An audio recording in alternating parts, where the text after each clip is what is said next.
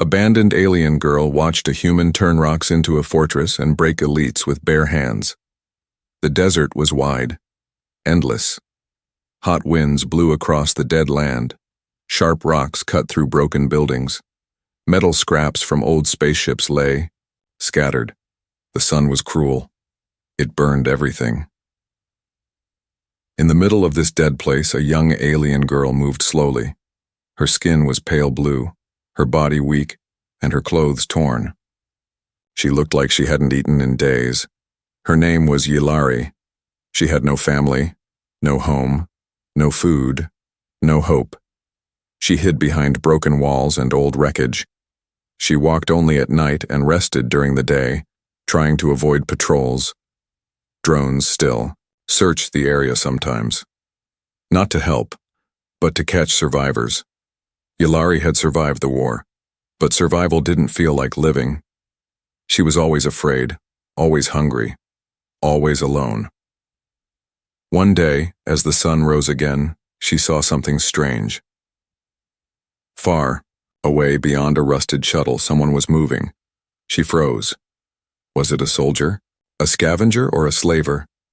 Yilari crawled closer, staying low. She peeked from behind a rock. It wasn't a soldier, not even an alien. It was a human. He was tall. His skin was brown from the sun. His clothes were simple, just fabric and leather.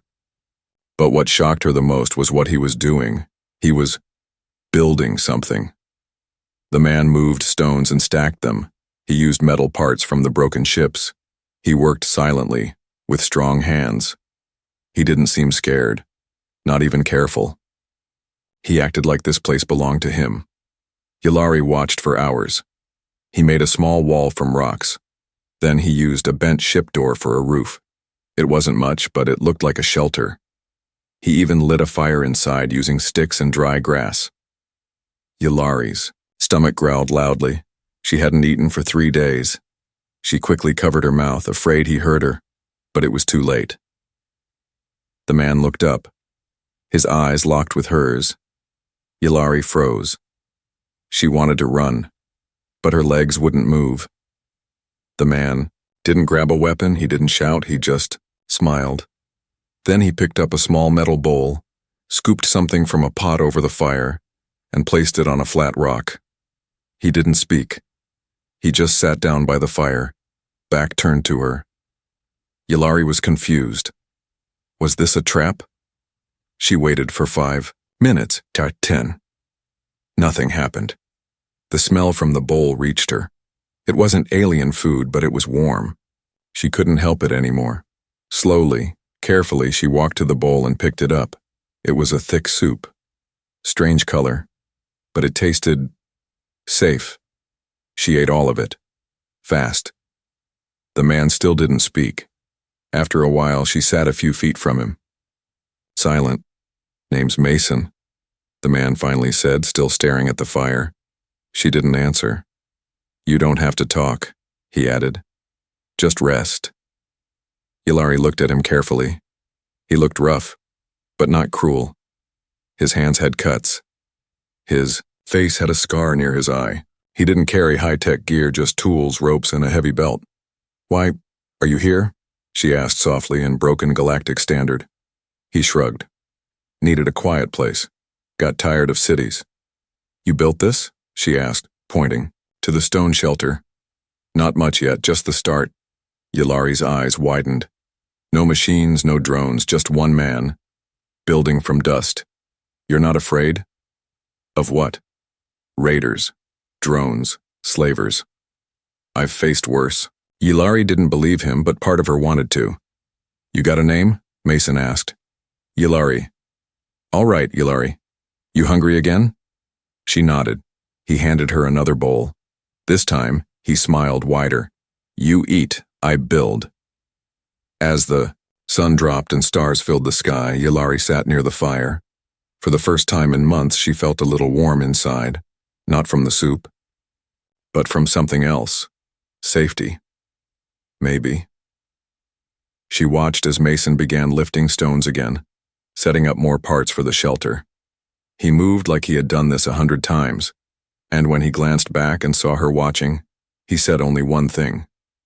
You can stay if you want. Yulari didn't answer, but she didn't run either. The next morning, Yulari woke up to the sound of stones moving. She opened her eyes slowly. The desert wind was cold, but the fire was still burning. Mason had kept it alive all night.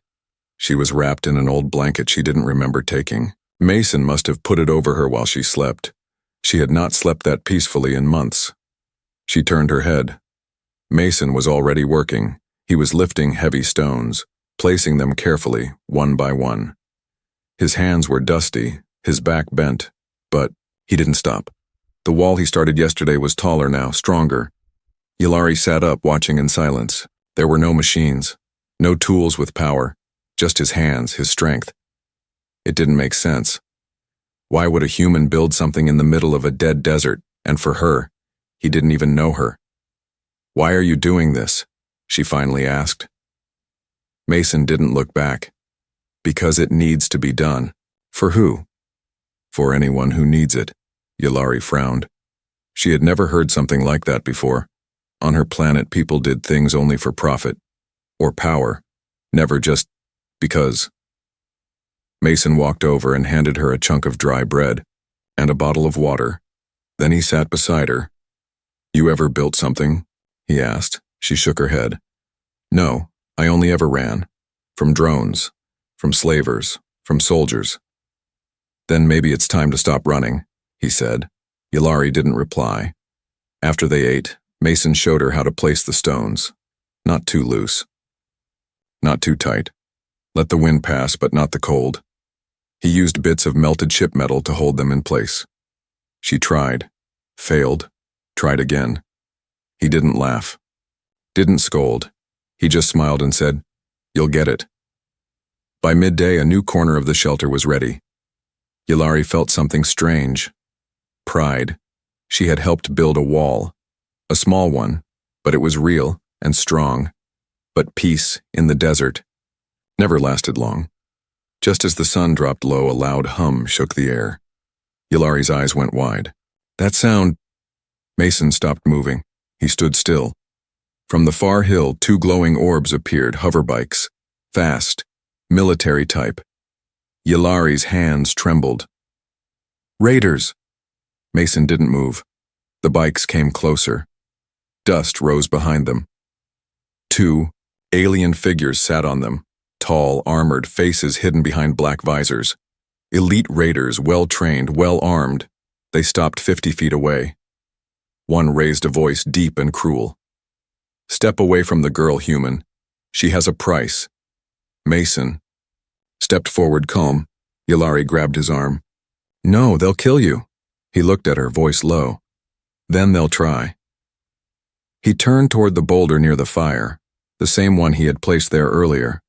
To Yulari, it was just a rock. To Mason, it was a weapon. The first raider jumped off his bike, pulling out a curved plasma blade. He charged. Yulari screamed. Mason didn't.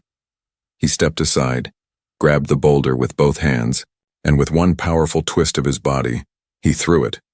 The boulder flew like a cannonball. It smashed into the charging raider's chest with a thunderous crack. Armor shattered. The raider was thrown backward, landing in the dust like a broken toy. The second raider hesitated. Mason walked toward him, slow and silent. The raider lifted his blaster, but Mason was faster. He grabbed a pipe from the ground and swung it. The blaster flew from the raider's hand. Yulari had never seen anything like this. This wasn't just strength. This was control, experience, calm fury. The second raider ran. Dust clouded the air as the bikes disappeared into the horizon. Mason returned to the camp, breathing hard. He sat by the fire. Yulari was frozen. "You killed one of them," she whispered. "He made his choice." Mason replied, "What if more come?" "They will." She looked at the fire, then the new wall they had built together, and for the first time, she said the words herself. "Then we make it stronger." Mason smiled. "You're learning." The stars came out one by one. The desert was still dangerous. The raiders would return. Maybe with more firepower. Maybe with worse. But something had changed in Yulari's heart. She wasn't just hiding anymore, she was helping, building, choosing to stay. The sun didn't rise the next morning, not fully. Dark clouds covered the desert sky. Dust filled the air. It was the kind of silence before something terrible happened. Yulari stood outside the half-built shelter, her eyes watching the far hills. Her body was shaking, not from cold but from the memory of last night. She had seen something that should not be possible, a human, throwing a boulder with his bare hands, and not just throwing it, using it as a weapon. A perfect strike. One elite alien raider trained to kill was crushed in seconds, and Mason? He didn't look proud. He didn't even look angry. He had just gone back to building the shelter like nothing happened. But Yulari couldn't stop thinking about it. Who was this man? He said nothing about the fight. He just handed her a bowl of soup and asked her to place more stones near the back wall. Like it was just another day. She wanted to ask more, but before she could, a sound filled the air again. Not 2 bikes this time. 4. No, 6. She dropped the stones in her hand. Mason was already standing. He didn't reach for a gun, he had none. Instead, he rolled his shoulders and picked up the same metal pipe he used before. The bikes appeared fast, dust behind them, 6 raiders, all elite. This time, they came ready. Their armor was heavier. Their weapons glowed blue. Yulari's heart pounded. Mason, there's too many. I know, you'll die. I might. Then run, please. I won't leave my home and I won't leave you. She stared at him. His voice was calm, like he was facing a storm, not an army. The bikes stopped, forming a circle around the small camp. The raiders got off, slowly, one by one. Their leader stepped forward.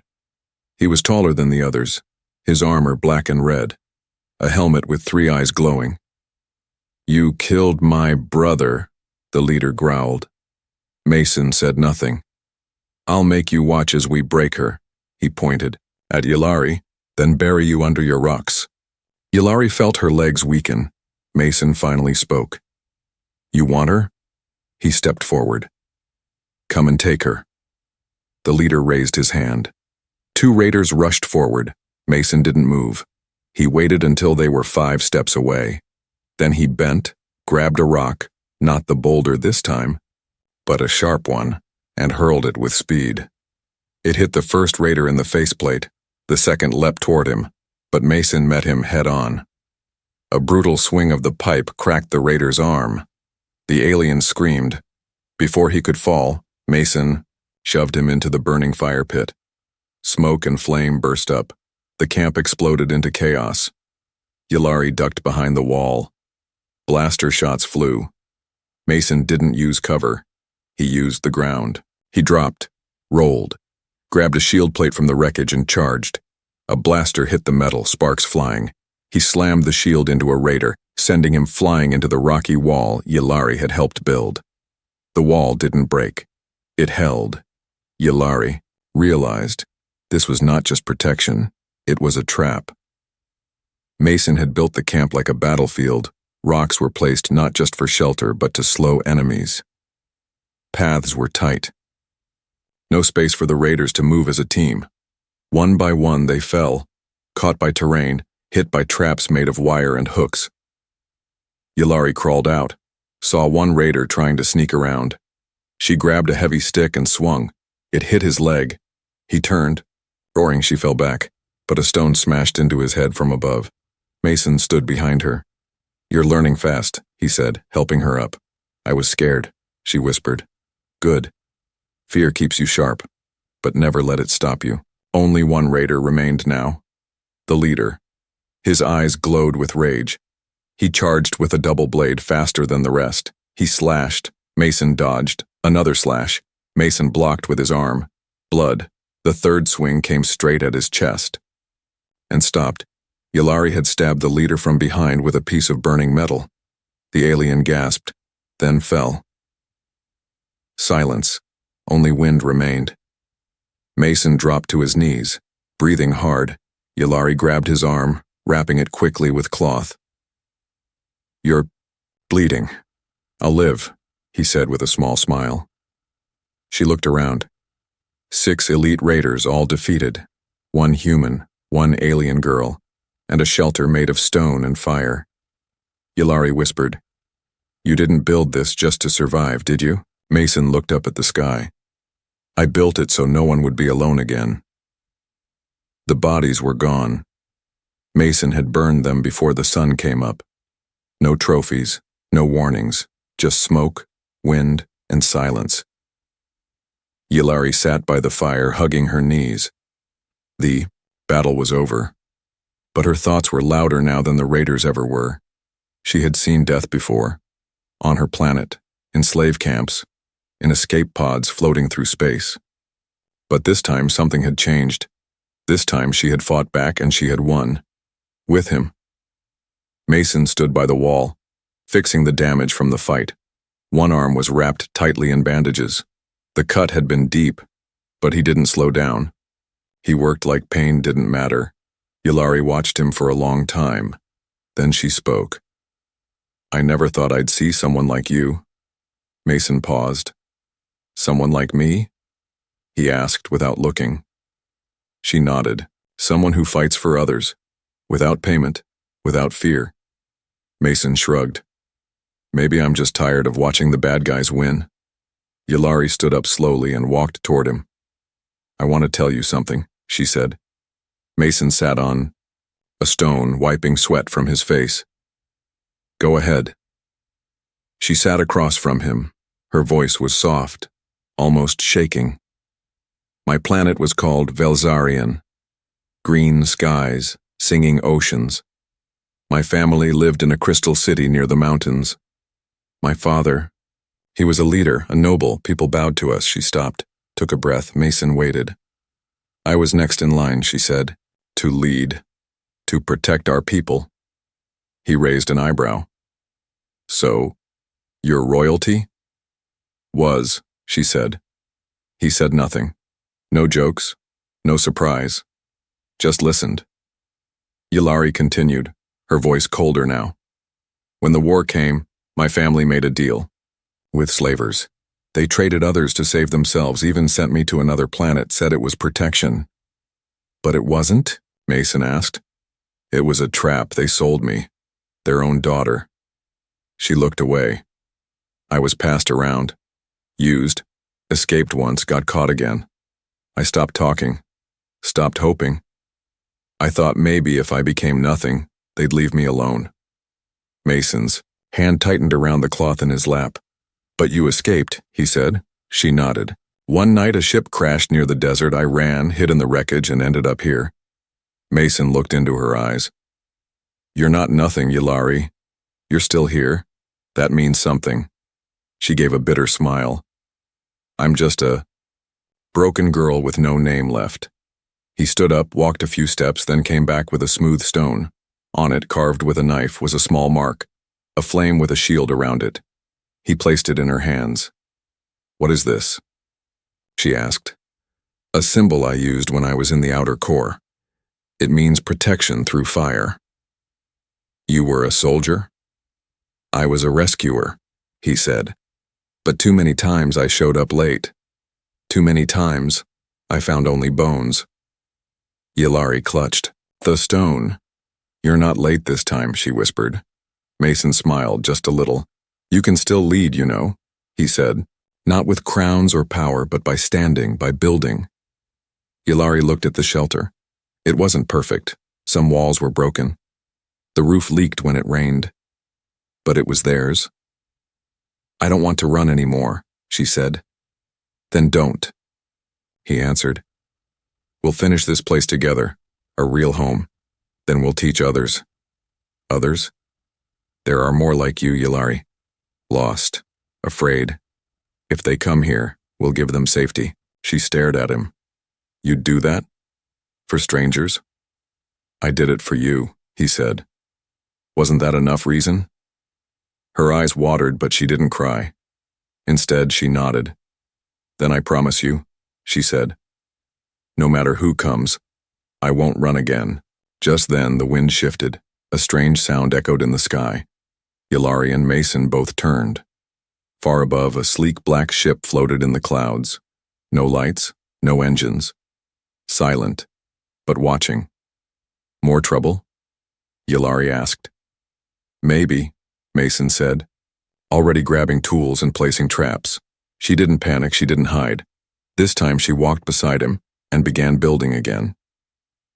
The fire had burned low. Only red coals remained, glowing softly under a dark sky. A cold wind blew across the shelter. The walls, made of stone and scrap, stood strong, but the silence around them was heavy.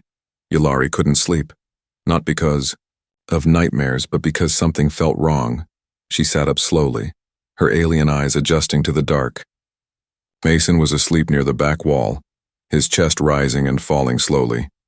He had spent all day reinforcing the defenses, setting traps, sharpening wooden spikes, and placing hidden wires. But no matter how strong the walls were, Yulari couldn't shake the feeling. Something was watching them. She walked to the edge of the shelter. The desert was still. No stars, no moon, just black. Then, movement, fast, too fast for wind. She dropped to the ground and held her breath. A shadow slipped across the sand, like liquid. Then another, and another. 3 figures. No lights, no sound. She rushed to Mason and shook his shoulder. Wake, up. He opened his eyes instantly, fully alert. How many? 3, maybe more. Not like the last ones. These move, like ghosts. Mason stood, grabbed a curved blade he had carved from ship metal, and handed her a smaller one. Stay behind the wall, he said. But Yulari didn't move. She remembered her promise. No more running. Mason lit a small fuse and tossed it outside. The flash exploded, brief and bright, and in that light they saw them. 3 tall figures in gray armor, faces covered, no symbols. No voices, mercenaries, the expensive kind. One of them raised a hand and the firelight flickered out, snuffed like a candle. Then came the silence. It wasn't normal. No wind, no insects, not even the sound of Yulari breathing. Mason whispered, "Sound blocker field. They're serious." He moved toward the front of the shelter, crouched low. His fingers traced the ground where wires ran. He pulled a string. Click. Far outside, a trap burst. Metal shards flew. One mercenary screamed, falling to the ground. The others didn't stop. They sprinted forward, fast, silent, deadly. Mason met. The first one just outside the doorway. The blade clanged against the merc's armor. Sparks flew. The merc kicked fast, knocking Mason to the side. Yulari didn't freeze this time. She grabbed the oil pot near the fire and threw it at the second mercenary. It shattered on his head. He staggered, his vision blocked. Mason took the chance. He rolled, picked up a rock, and slammed it against the merc's helmet. 1 down. The first merc was stronger, smarter. He reached for Yulari, grabbing her wrist with a crushing grip. "Come quietly," he said through a voice filter. "There's a reward for you." She looked into his dark visor. No. She stabbed the blade into the gap under his arm. He let go with a hiss, but didn't fall. Mason roared and crashed into him from the side. They fell to the ground, wrestling in the dust. The merc pulled a hidden shock rod from his belt. Blue sparks flew. Yulari grabbed Mason's tool bag and smashed it into the merc's head. The rod dropped. Mason punched once, twice. Then silence again. 3 mercs. All down, but the real danger was not over. A small blinking device rolled into the camp. A beacon. Mason's face went pale. "They weren't here to capture you," he said. "They were here to mark the location." Yulari picked up the beacon. It had 1 red light blinking faster and faster. "They're coming, aren't they?" she asked. Mason nodded. "A ship, maybe more than one." She looked at the bodies. These weren't raiders or slavers. "No," Mason said. "These were hired by someone rich, someone who doesn't want you alive." She stared at the flame again, now burning stronger. "What do we do?" she asked. "We finish what we started," Mason replied. "We build." She frowned. "Now? When more are coming?" He picked up a hammer. "Yes," he said, "because the more they try to destroy this place, the stronger we'll make it. They want fear, we give them walls." Yulari stood beside him. "I'm not afraid anymore." Mason looked at her and smiled. "Good, because next time, they'll come in daylight." Yulari had always feared the sky. On her home planet, the sky was the first thing to betray her. It had opened with fire, ships from above raining down destruction. It had screamed with engines as slaver vessels snatched away the weak. Every time she looked up, something bad came down. So she stopped looking. But now, she stood on top of the stone shelter Mason built. Her eyes stared upward. The sky was still, dark, still wide. But this time she wasn't afraid. Not anymore. The beacon had warned their enemies. That was clear. For 2 days, no one came. Mason and Yulari used every minute. They didn't wait. They prepared. They added new traps, dug trenches, sharpened long wooden spikes and placed them behind the outer walls. The shelter wasn't just a home anymore. It was a fortress. Yulari trained during the day. Mason taught her how to hold weapons, how to move quietly, how to think. She wasn't the scared girl anymore, hiding behind wreckage. She was learning how to survive, how to fight. But late one night, as they shared food near the fire, she asked something she had never asked before. "Mason, why do you care?" He looked up from his bowl. "What do you mean? You didn't know me. You didn't owe me. So why did you protect me?" Mason leaned back. "I've seen what happens when good people do nothing," he said. "When I found you, hungry, lost, I remembered my sister." Yulari blinked. "You had a sister?" "Long ago. She didn't survive the refugee camps after the Earth Wars. She was about your age. Same eyes." He poked the fire gently with a stick. "I failed her," he whispered. "I won't fail you." Yulari didn't know what to say. So she did something, rare for her kind. She reached out and placed her hand on his. No words. Just thanks. The next morning the sky opened again, but not with clouds, with shadows. A massive black dropship hovered above the camp. Its engines were silent. A strange blue light scanned the land below. Yulari stared up. The fear returned, but only for a second. Then she remembered Mason's words.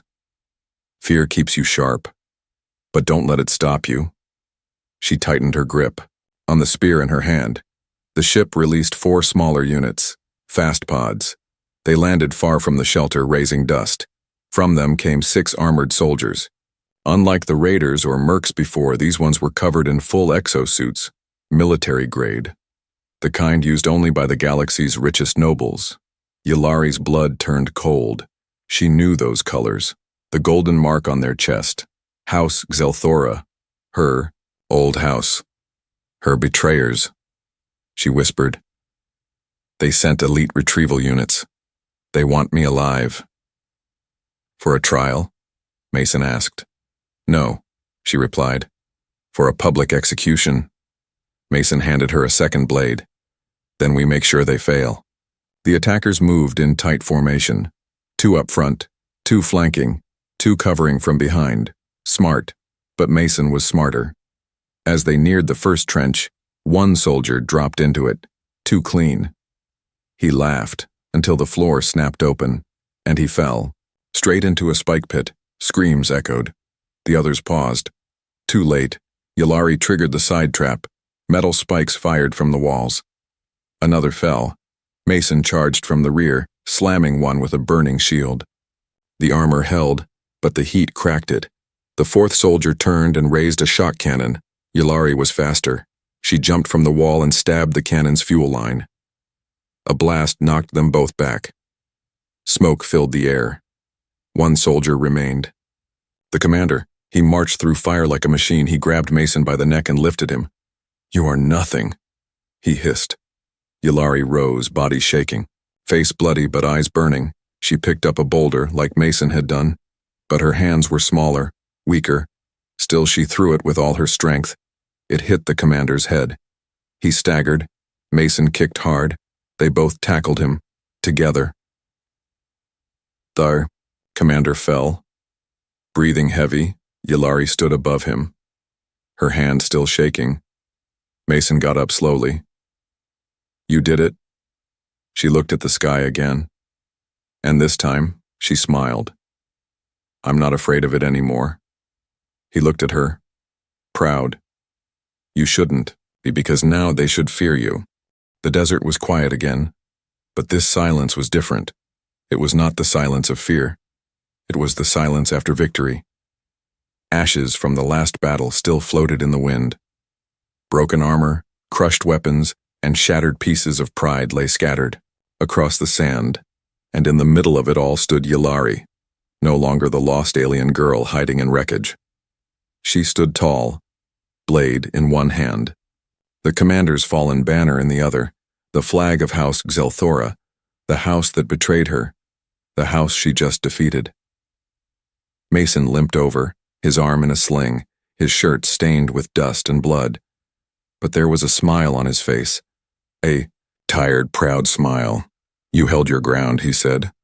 "I did more than that," she replied. "I made them kneel." She dropped the flag onto the fire.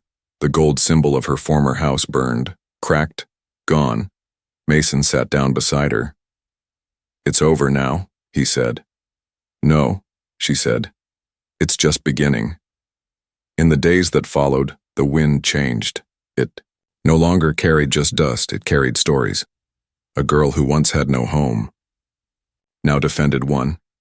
A human who fought without weapons now had victory carved in stone. Others began to come.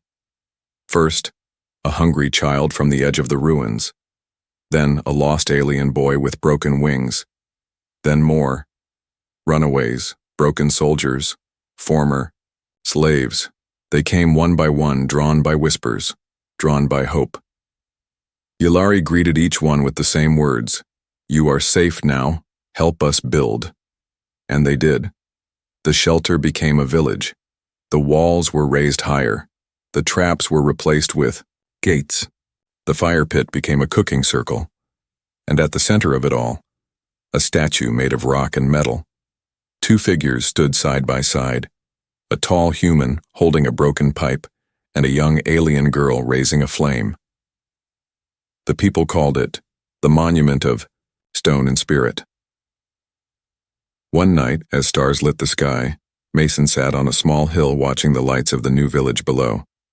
Yulari walked up beside him, carrying 2 mugs of warm root drink. "Still keeping watch?" she asked. "Always." He smiled. "Old habits." She sat down beside him. "You're not alone anymore," she said. "I know," he replied. He looked at her face. Her eyes glowed faintly under the stars.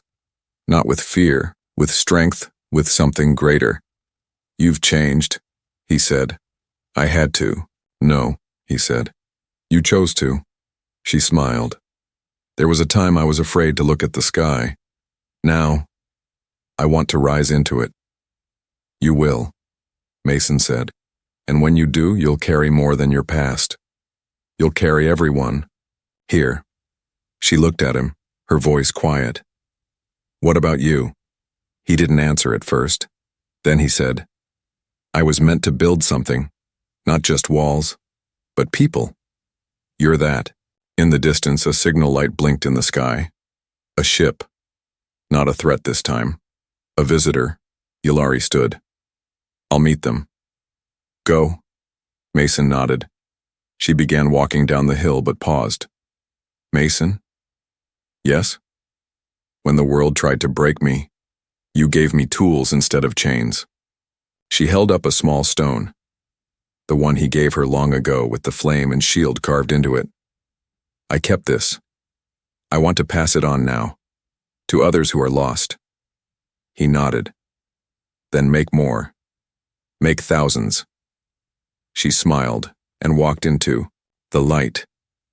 The galaxy would remember the battles, the fire, the storm, But more than that, they would remember the place where a human built a home from broken rocks, and a girl who once feared everything became the spirit of a world reborn.